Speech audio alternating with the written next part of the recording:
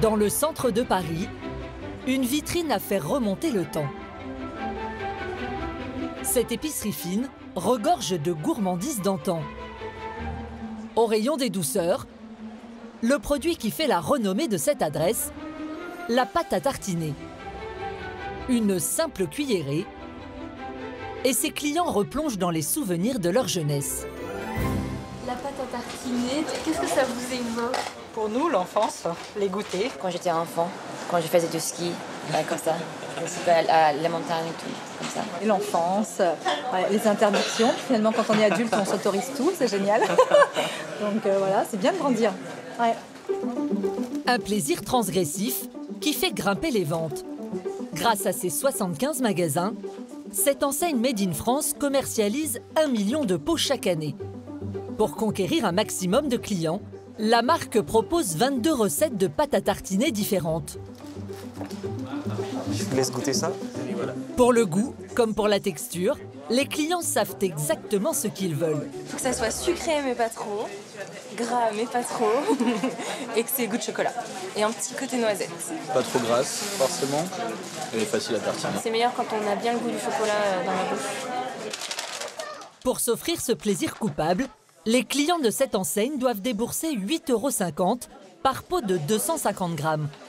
C'est 5 fois plus cher que le prix d'un pot vendu en hypermarché. Aujourd'hui, petites boutiques, grandes surfaces ou enseignes de luxe, toutes tentent d'imposer leurs produits.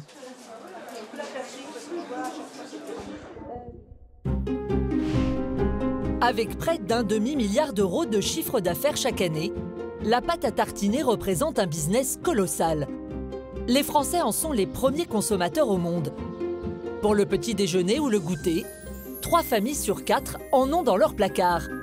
Et les amateurs achètent en moyenne 5 pots par an. Plus que la confiture ou le miel. Pour profiter de ces ventes, des dizaines de marques se lancent dans la bataille.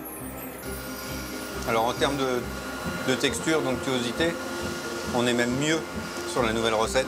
Mais d'un pot à un autre, le goût et la texture peuvent être très différents. Et les prix aussi. Moins de 2 € à plus de 15 €. Comment expliquer de tels écarts? Nous nous sommes intéressés à Nutella. La marque leader s'est imposée grâce à une recette inimitable. Mais qu'y a-t-il dans ce pot mythique? Ce qui est bon, c'est ça, c'est pas ça. Pour produire des pots pas chers, certains fabricants incorporent de drôles de matières premières. Mais l'ingrédient que tous les industriels s'arrachent, c'est la noisette. De ce petit fruit à coque dépend la qualité de la pâte. On casse la noisette et on ajoute de l'huile. Jusqu'où vont les fabricants pour casser les prix? Est-il possible de trouver une pâte à tartiner de qualité à un tarif raisonnable? Comment faire le bon choix?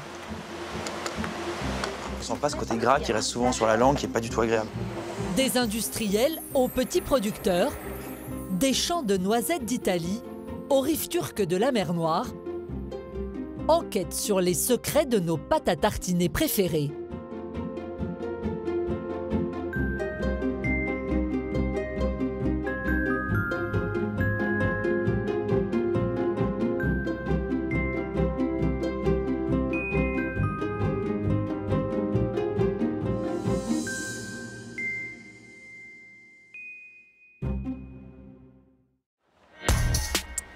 Au rayon du petit déjeuner des grandes surfaces, impossible de leur échapper. Vendus 4 € les 750 grammes, les centaines de pots de Nutella ont envahi toutes les étagères. Avec 80% de part de marché et 89 millions de pots vendus par an en France, la marque écrase tous ses concurrents.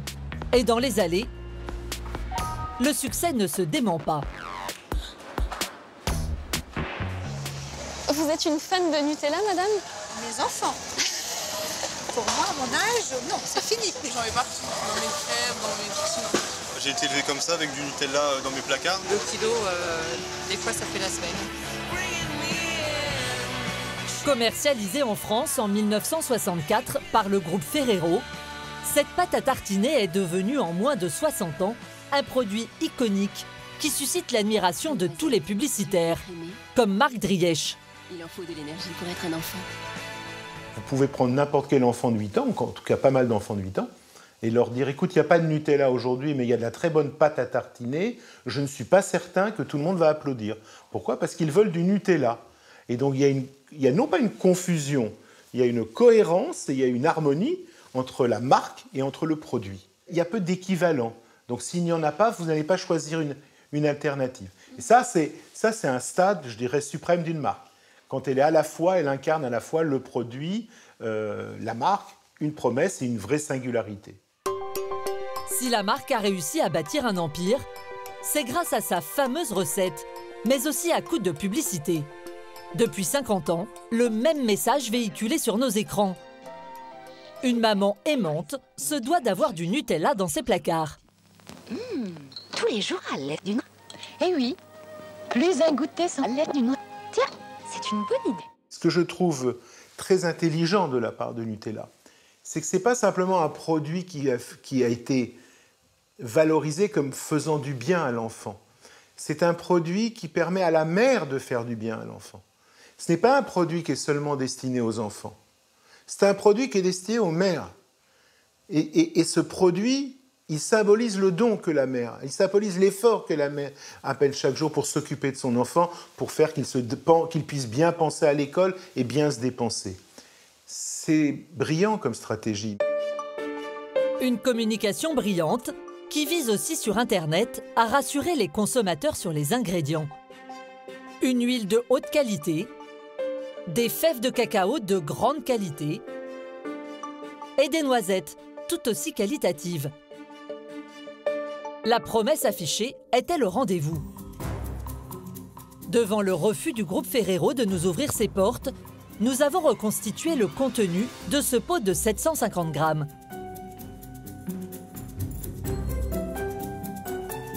Sur la table, les 7 ingrédients qui le composent.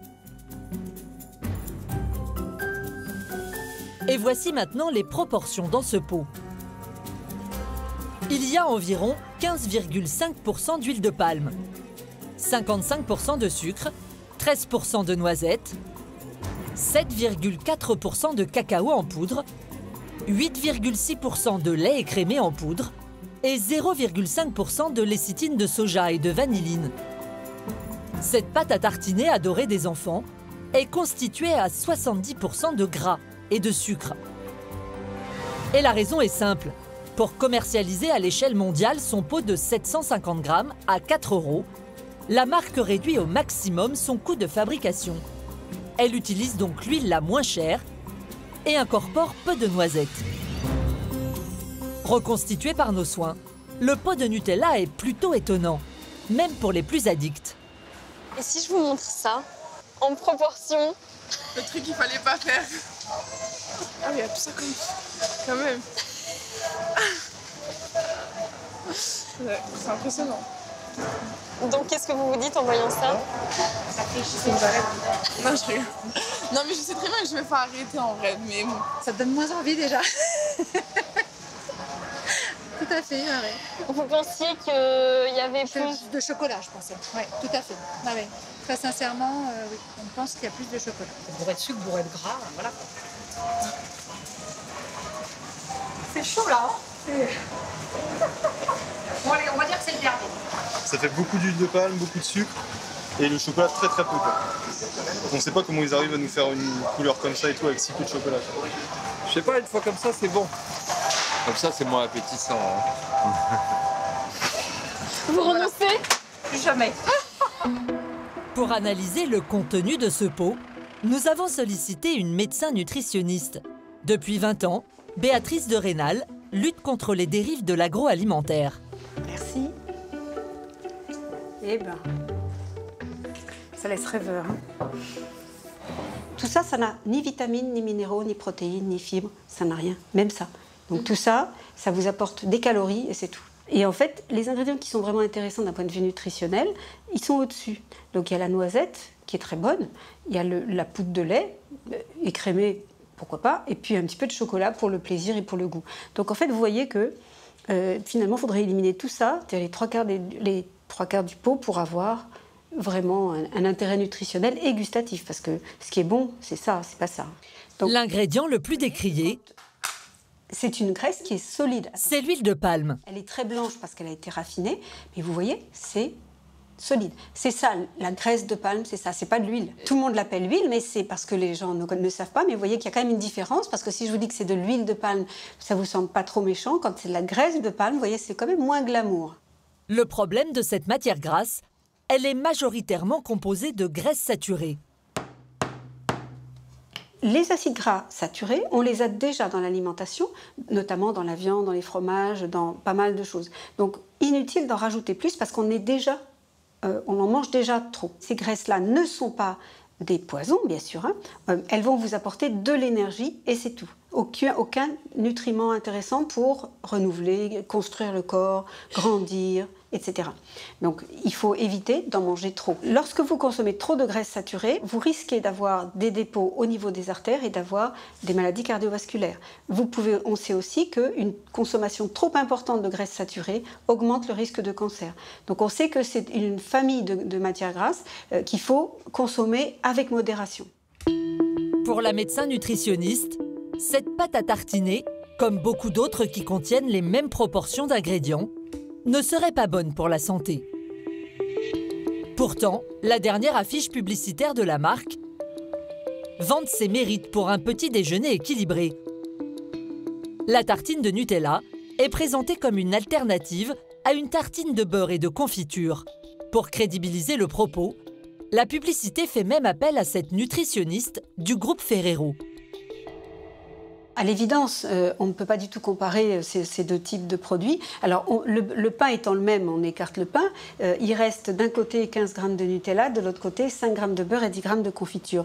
Donc, on n'aura pas forcément la même quantité de graisse saturée dans les deux, et ni la même quantité de sucre. Sur ce point, le groupe Ferrero n'a pas répondu à nos sollicitations. Et ce n'est pas tout. La publicité part du principe que nous tartinons 15 grammes de Nutella sur notre tranche de pain. Est-ce vraiment la quantité que les enfants étalent sur leur tartine? Nous avons fait l'expérience avec 3 jeunes amateurs de pâtes. Judith, 8 ans. Lucien, 15 ans. Mila, 11 ans. C'est parti, tu peux y aller. Nous leur demandons de se préparer une tartine, comme à la maison. Puis nous allons peser la quantité de pâte étalée sur chaque tranche de pain. Arrive-t-on à 15 grammes, comme le suggère la publicité? Avant de peser, nous avons retiré le poids des tranches de pain sur la balance. Verdict: 25 grammes sur la tartine de Judith. 20 grammes pour celle de Lucien et 29 sur celle de Mila. Aucun de ces enfants ne se contente de 15 grammes de pâte. Mila, elle, en met presque le double. Et au quotidien, ils mangent souvent plus d'une tartine. Tu en manges combien? 2. 2? Et parfois, tu en manges une seule ou c'est toujours 2? Toujours 2. Lucien, quand tu manges des tartines de pâte à tartiner, en général, les tartines de pain, elles font quelle taille? Elles sont un peu plus grosses que ça. Ouais. Et t'en manges une? Non, en général plus. Combien? Plutôt 3-4. Dis-nous, ça te fait combien quelle quantité de pâte à tartiner?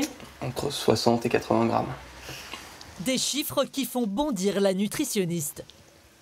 C'est énorme, 80 grammes. C'est de très mauvaises habitudes, et c'est pas parce que les enfants ne sont pas gros. Parce que souvent, j'ai des parents qui me disent « Oui, mais vous comprenez, il peut se le permettre, il n'est pas gros. » Non, ce n'est pas une raison. Justement, il n'est pas gros, ne lui gâchez pas sa vie en lui donnant des habitudes qui sont mauvaises. La graisse de palme, du sucre, enfin, je veux dire, il n'y a pas de nutriments, il n'y a que de l'énergie, des calories, du gras. C'est pas raisonnable. Est-il possible de créer une recette à l'échelle industrielle sans faire appel à de l'huile de palme? Les pâtes à tartiner bio qui investissent le marché sont-elles meilleures pour la santé? Cette usine de produits bio a accepté de nous ouvrir ses portes. À 80 km de Poitiers, cette entreprise produit 700 000 pots par an. Pour David Pascal, le directeur, c'est bon, tout se passe bien? ces pâtes à tartiner se démarquent d'abord grâce à la qualité de leur matière première. Celle-ci est destinée aux enfants. En plus des noisettes, elle contient des noix de cajou pour donner plus de douceur au produit. On est à 15% de noisettes et 13% de cajou, donc 28% de fruits, ce qui est pratiquement le double de ce qu'on peut retrouver dans les pâtes à tartiner classiques. Un gage de qualité. Cet industriel met 2 fois plus de fruits secs que Nutella, qui n'en incorpore que 13%. Il tente même de se rapprocher des méthodes artisanales.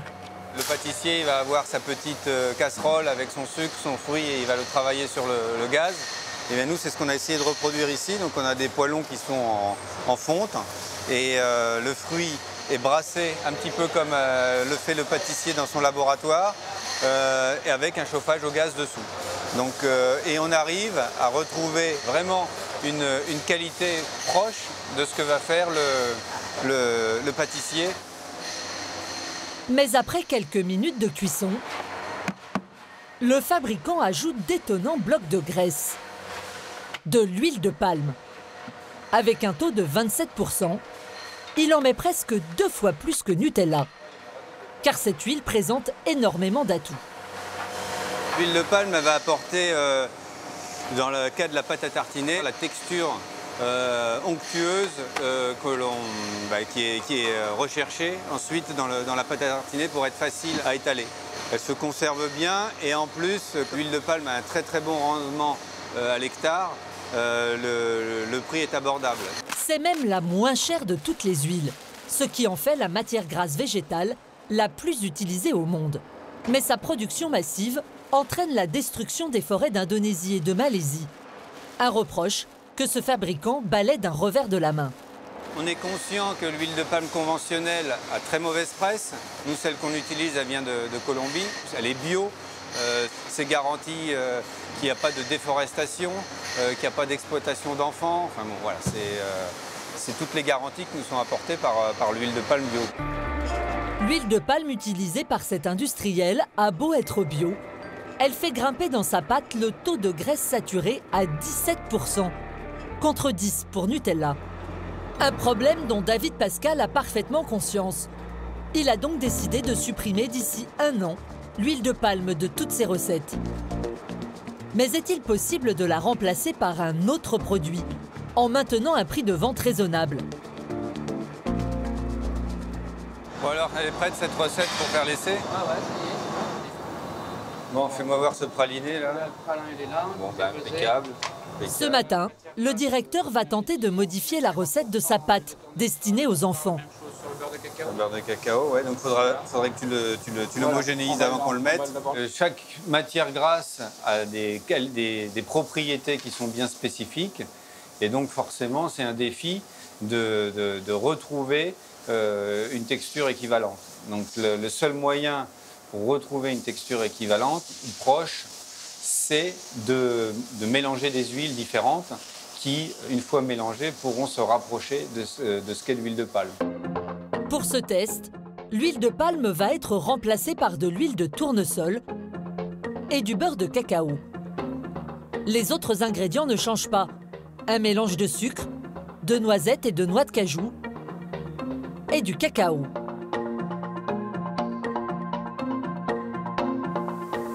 Avec le pralin. Mais problème, remplacer l'huile de palme par 50% de beurre de cacao augmente le coût de fabrication. Le beurre de cacao, il a un désavantage. Il est plus cher. Combien? Il est, par rapport à l'huile de palme, c'est 4 fois plus cher. L'idée de remplacer l'huile de palme, c'est aussi augmenter le prix. Et nous, on veut essayer de modifier la recette, si possible, sans avoir à augmenter le prix ou alors vraiment très très légèrement. Leur pot est aujourd'hui vendu 5,20 €. Avec cette nouvelle recette, son prix passerait à 6 €. Encore faut-il que cet essai soit concluant. Résultat dans 12 heures.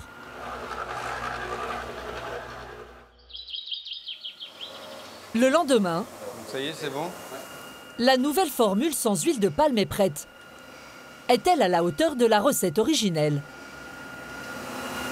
côté.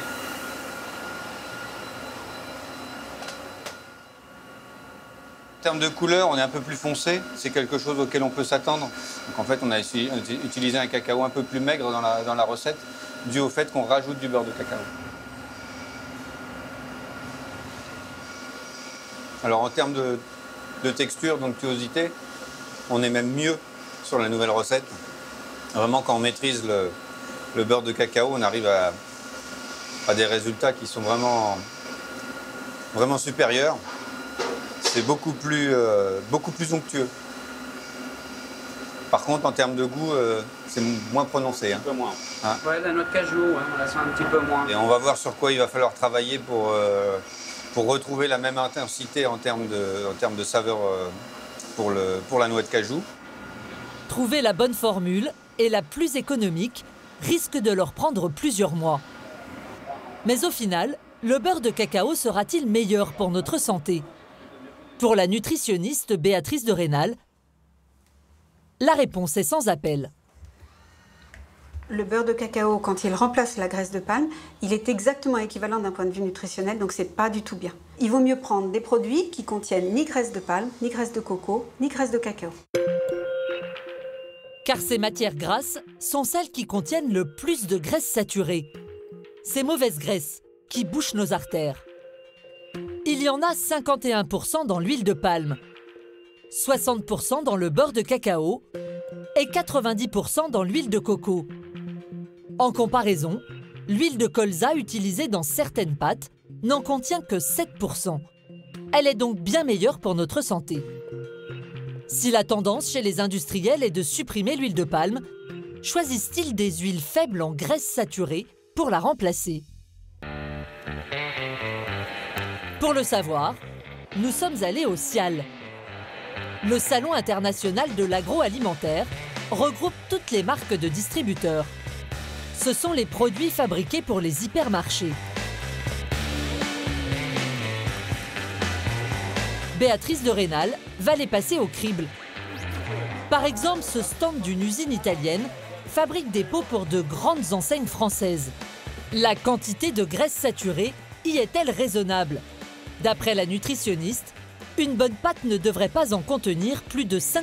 Alors ça, c'est un produit bio, sans huile de palme. Là, vous n'avez que 5% de graisse saturée. Là, c'est pareil, il n'y en a que 4,7% de graisse saturée.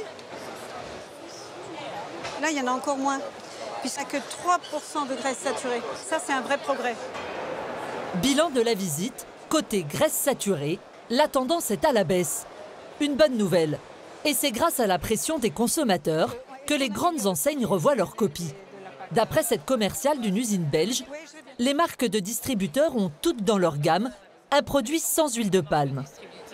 C'est une vraie demande qui a démarré il y a plusieurs années par le groupe Casino, qui a été l'initiateur sur la pâte à tartiner. Nous, ce qu'on a fait, on a mis un peu plus de temps que certains de nos concurrents à sortir le produit. Mais justement, on a sorti un produit sans palme, sans coco et sans karité. On a lancé le produit de l'enseigne U. C'est nous qui faisons en totalité. Ils ont développé leur marché de 25-30% par rapport à leurs produits standards. Alors évidemment, c'est bien de vouloir améliorer. Après, il faut expliquer, il faut informer, former. Voilà. Mais je pense que justement, les marques de distributeurs, bon, alors avec leurs moyens, mais ils contribuent quand même beaucoup parce que pour avoir fait perdre des parts de marché à Nutella, il fallait y aller. Il fallait quand même y aller. Hein. Le label sans huile de palme a envahi tous les rayons et créé une brèche dans l'empire Nutella. Les marques des distributeurs auraient grignoté ces dernières années 3% de parts de marché aux leaders. Mais il y a plus surprenant. En investissant dans de nouvelles recettes, leur prix reste encore 30 à 40% moins cher que Nutella. Alors comment réussissent-elles ce tour de force? La réponse se trouve à 3000 km. Direction la Turquie. Sur les rives de la mer Noire, la ville de Trabzon. Avec 700 000 tonnes de noisettes récoltées chaque année, cette région est le premier producteur mondial.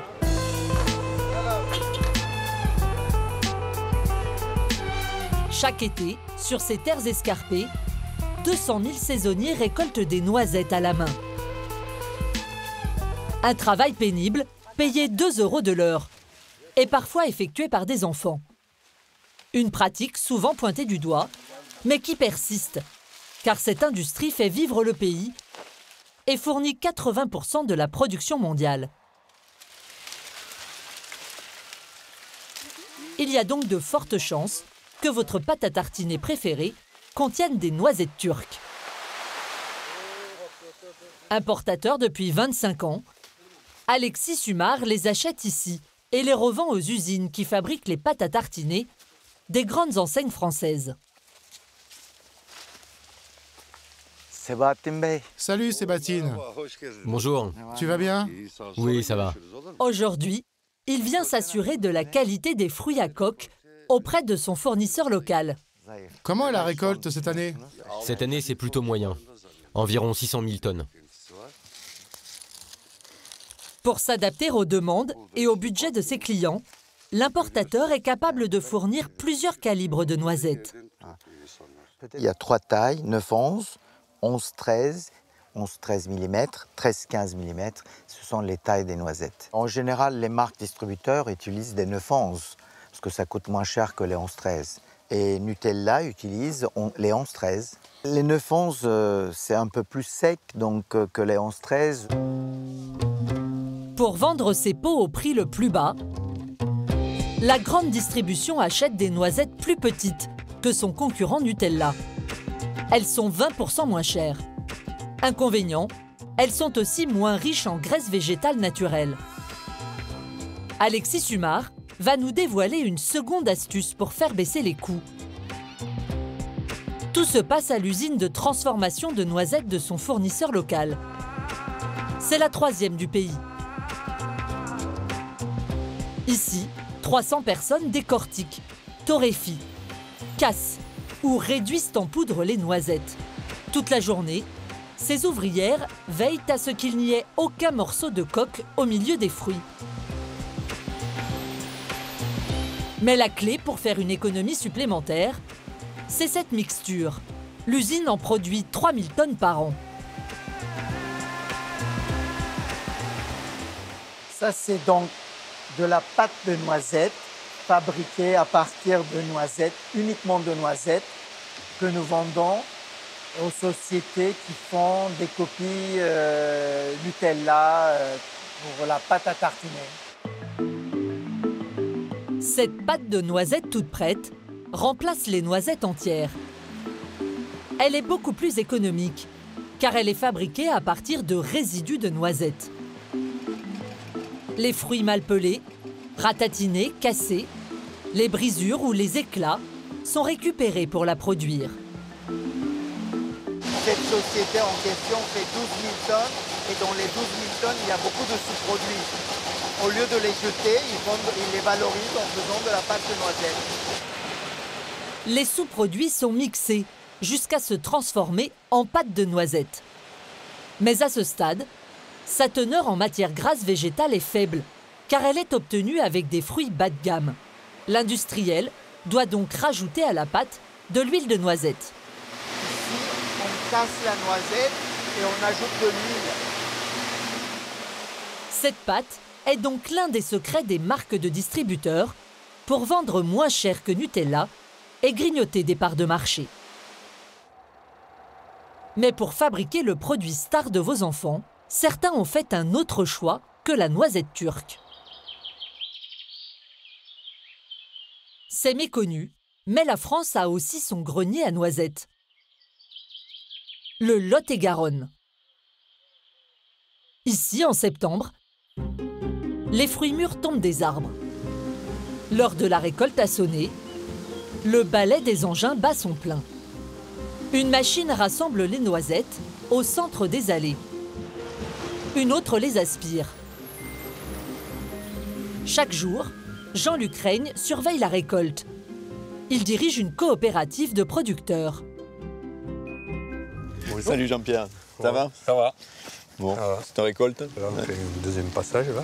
Je pense que tu vas faire quel rendement? 3,5 tonnes, je pense par là. Les noisettes sont très belles, au calibre est chouette. Pour faire des consommateurs contents. La noisette française est 30% plus chère que la turque. Pour le moment, elle ne représente qu'1% de la production mondiale. Le rêve de Jean-Luc Reigne, doubler d'ici 2 ans ses volumes pour répondre à la demande, car les industriels sont très friands du fruit à coque tricolore. On a sélectionné des variétés très adaptées à la demande de nos industriels, qui ont des saveurs noisettes très prononcées, qui réagissent très bien aussi au grillage, avec des qualités qui sont très intéressantes pour la pâte à tartiner. En France, l'un des plus gros acheteurs de ces noisettes se trouve à 30 minutes de ses champs.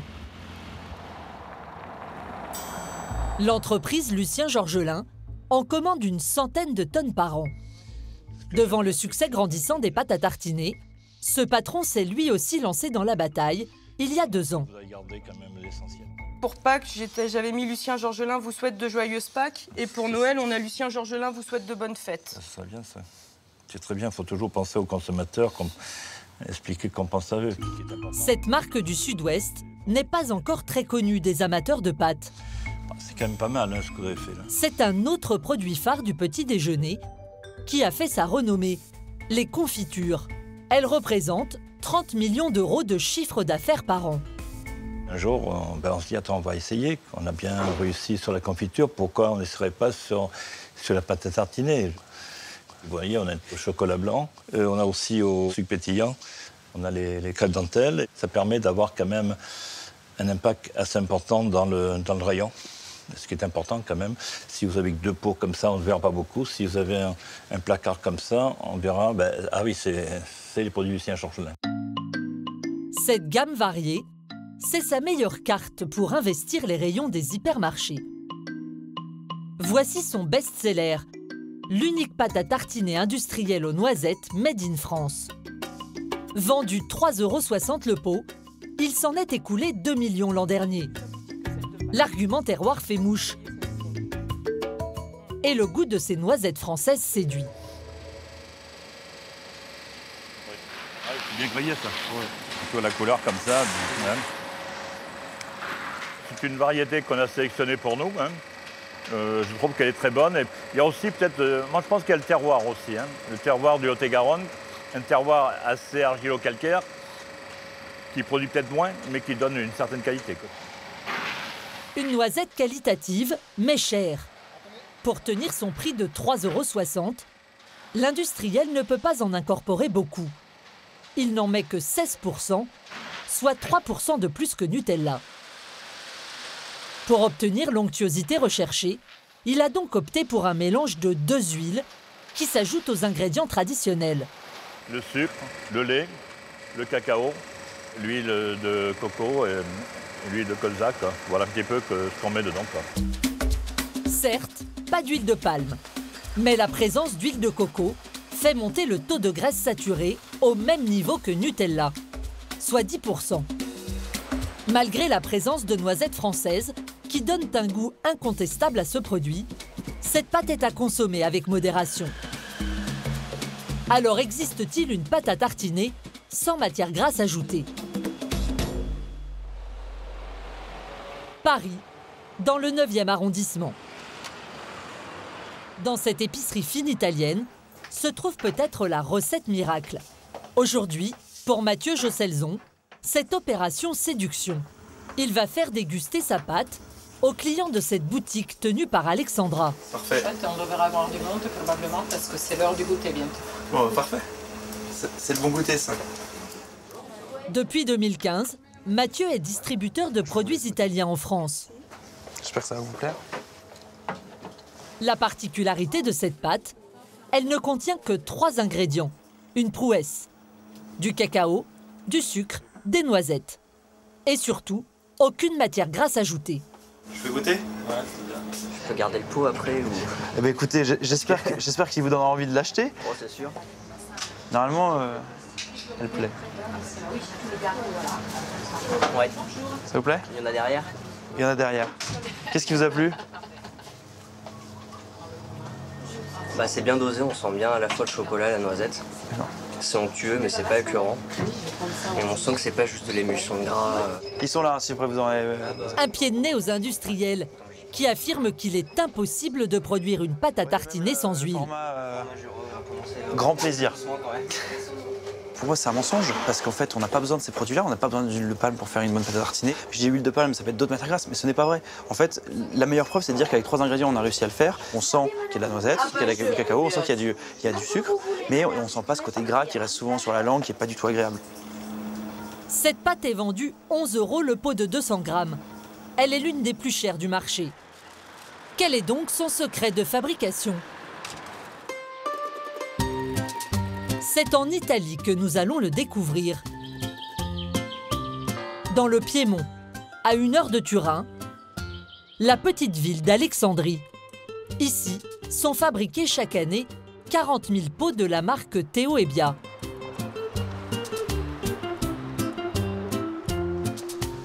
Buongiorno. Ciao Beffe. Ciao Matteo. Come va? Bene, bene, grazie. Allora? Sono contento di vederti. Une fois par an, Mathieu rend visite à l'homme qui a créé cette recette. Giuseppe Magnier se partage entre sa pâtisserie et ses pâtes à tartiner. Chaque année, on fait un point sur à la fois leur production, leurs moyens de production qui évoluent beaucoup à mesure que l'entreprise se développe, qui font tout en famille, donc c'est une équipe très réduite, donc il faut qu'ils puissent s'organiser pour être sûr que justement nos clients en France n'aient pas de problème de rupture de stock. L'origine même de cette pâte est une histoire de famille. Giuseppe l'a créée il y a 15 ans pour ses 2 enfants, Teo et Bia.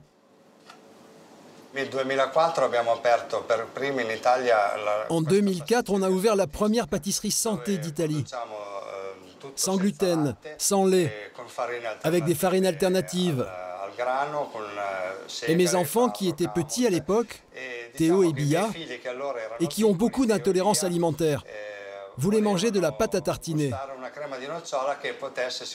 Alors ils m'ont demandé, papa, pourquoi tu ne nous ferais pas une pâte à tartiner qu'on pourrait manger sans avoir de réaction allergique?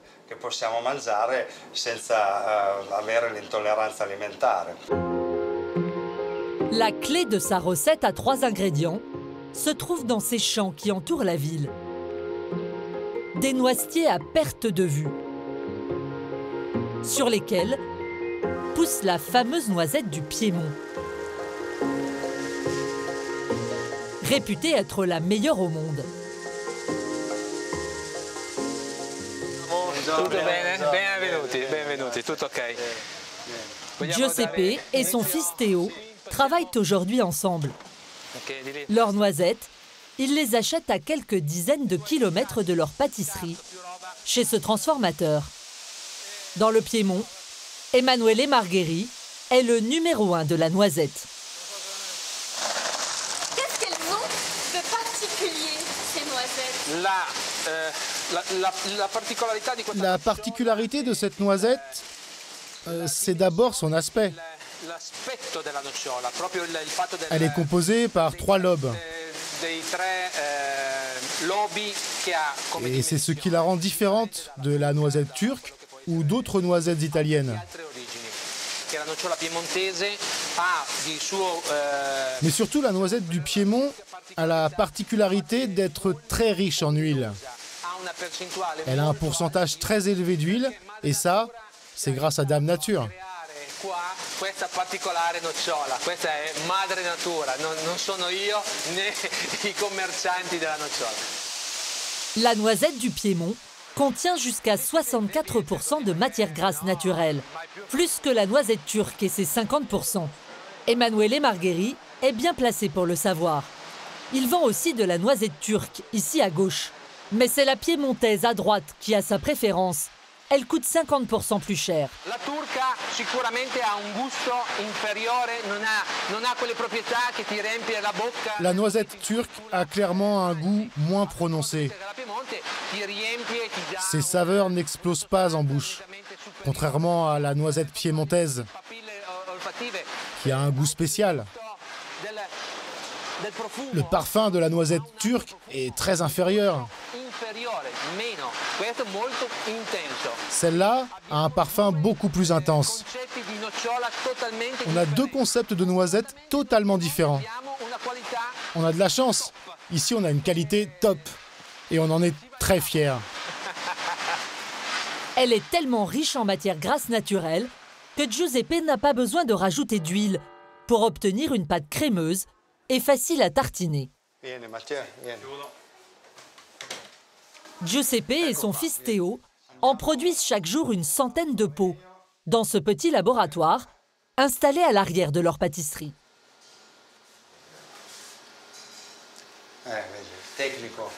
Matteo, c'est aussi le styliste de la maison. La plupart des industriels ne mettent que 13% de noisettes. Giuseppe, lui, en met 47%. En pourcentage, ça représente plus de 50% du prix de revient.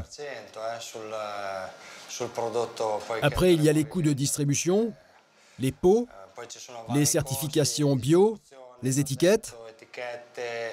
Mais la part la plus importante, c'est la noisette.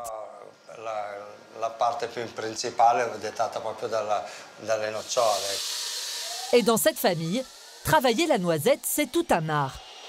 Première étape, les fruits sont toastés. La torréfaction démultiplie leurs arômes.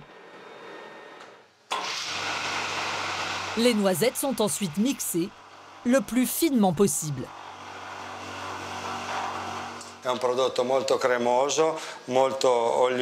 On a un produit très crémeux, très riche en huile, avec un arôme très particulier.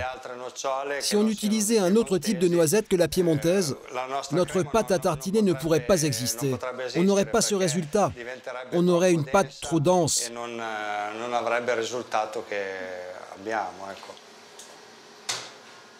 Les noisettes mixées vont maintenant être mélangées avec le sucre. Il y en a 35% dans ce produit. C'est 20% de moins que dans le Nutella.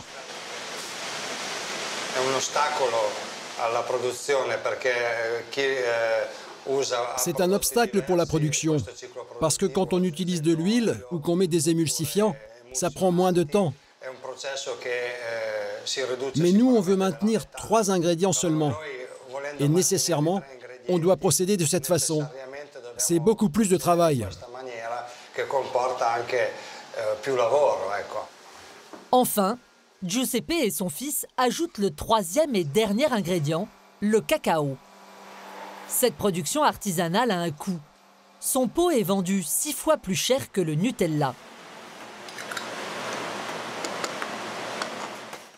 La touche finale, c'est Gabriella, la grand-mère de 71 ans, qui s'en charge. Elle colle l'étiquette sur le couvercle de tous les pots.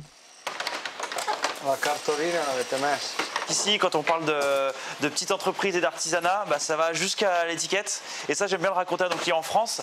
Et je leur dis souvent, mais vous savez, c'est la grand-mère de Matteo qui les met à la main. Chaque pot est pris à la main et mis à la main. Et alors parfois, je vois que des fois, on doute, on se dit, mais est-ce qu'il vraiment il raconte la vérité? Est-ce que c'est pas pour faire la belle histoire, le fameux storytelling? Et du coup, je suis content qu'on ait la preuve là que c'est vraiment la nonna, comme on dit en Italie, qui est mis à la main. Fière de sa recette, la famille doit pouvoir répondre à la demande. En France, les ventes de leurs produits ont triplé en 3 ans. Giuseppe et son fils ont donc investi dans ces terres du Piémont, plus de 100 000 €. Elles sont situées à quelques kilomètres de leur pâtisserie. Bienvenue. Finalement, on a réussi. On l'a fait. C'est beau. On a 27 hectares. 27 hectares pour y planter plus de 2000 noisetiers et fabriquer une pâte à tartiner avec leurs propres fruits. Théo plante aujourd'hui le 600e arbre. Ça fait des années que Matteo a en tête de planter ses propres noisetiers parce que c'est très difficile d'obtenir des noisettes bio dans le Piémont parce qu'il y a très peu de production et beaucoup de demandes de plus en plus. Alors là, on voit quelques petites plantes de noisetiers. Alors les noisettes, si je ne dis pas de bêtises, 4 ou 5 anni, non, donc 4 ou 5 ans pour avoir les premières noisettes. Donc autant vous dire que je serai là et que je vais pouvoir les déguster en avant-première. Précieuse pour réaliser des pâtes à tartiner sans graisse ajoutée, la noisette du Piémont n'a pas fini de séduire. Si elle n'est pas accessible à toutes les bourses, elle a déjà conquis les pâtissiers et chocolatiers de renom. Aujourd'hui, toutes ces grandes maisons ont elles aussi leur pot de pâte à tartiner. Elles sont vendues jusqu'à 15 € les 200 grammes. La noisette piémontaise est présentée dans ces chocolateries comme un argument de vente. Un des produits phares de la maison pour l'instant, on est vraiment à 65% de noisettes du Piémont qui est mélangée à notre chocolat maison. S'il vous plaît, je vous en prie. On a vraiment la présence de la noisette voilà, en bouche. Normalement, j'aime vraiment pas, mais là, c'est fantastique. S'il vous plaît, avec grand plaisir. Comment se procurer une pâte à tartiner de qualité sans trop dépenser? La solution, le fait maison. Dans la campagne, près de Tours, cette jolie maison voit défiler régulièrement des apprentis gourmets. Alors regardez, on pèse. Alors, Julie Owi y accueille petits et grands pour donner des cours de cuisine. Aujourd'hui, elle va prouver à ces 5 jeunes filles qu'avec un peu de temps, un casse-noisette et un simple robot mixeur, réaliser une pâte à tartiner est à la portée de tout le monde. Pour des enfants, l'intérêt, c'est qu'ils voient qu'on peut le faire. C'est-à-dire qu'ils voient qu'on peut avoir dans son placard autre chose que ce qu'on achète tout fait en supermarché. Comme pour toute bonne pâte, Julie commence par faire griller les noisettes jusqu'à ce qu'elles deviennent bien noires. Et on ferme. Donc un petit quart d'heure. Elle en met 50% dans sa recette. Pour cette pâte faite maison, Julie apporte sa touche personnelle, ce caramel, pour la note sucrée, mais pas seulement. Ça apporte aussi un côté croustillant. Dans la texture, on va avoir encore un petit croquant, quoi. Pour enlever la peau des noisettes grillées, Julie a une petite astuce. Les frotter à l'intérieur d'un torchon. Quant au caramel, une fois durci, les jeunes filles le brisent en morceaux. Ensuite, plus besoin d'effort. Le robot mixeur s'occupe de tout. Il va d'abord broyer le caramel et les noisettes pour réaliser un pralin. Bah super, hein, nickel. Ensuite, Julie rajoute du sucre glace. Ça se mélange. Riche en noisettes, elle n'a pas besoin d'ajouter beaucoup de matière grasse. Un filet d'huile de pépin de raisin suffit. C'est au tour du chocolat au lait fondu. Je vais rajouter le sel. Une pincée de sel, du lait en poudre et enfin du cacao. Un bon tour de mixage. Il n'aura fallu que 30 minutes pour réaliser cette pâte à tartiner maison. Et la recette est très rentable. Julie a dépensé une vingtaine d'euros en matières premières pour fabriquer 5 pots de 200 grammes. Si on compare ce qui est comparable, c'est-à-dire un produit artisanal avec un produit fait maison, le produit fait maison va être moins cher.